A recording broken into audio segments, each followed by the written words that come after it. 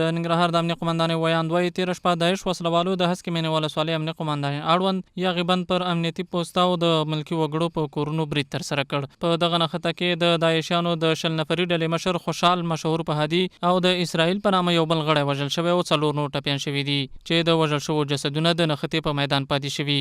یا د نښته کې د داعشیانو له لوري د ملکي وګړو کورونه هم سوځول شوي. د داعش وسلوالو د هسکې مینې ولسوالۍ اړوند د یاغي بند په امنیتي پوسټ او د ملکي وګړو په کورونو باندې برید ترسره کړی.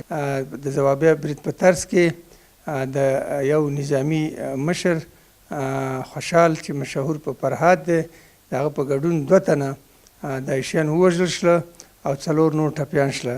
د مشرقیوال په وینا په دغه نښته کې پولیسو ملکي وګړو ته مرګ ژوبله نه ده اوښتې، خو اخوا داعش ډلې په دې اړه تر اوسه څه نه دي ویلي.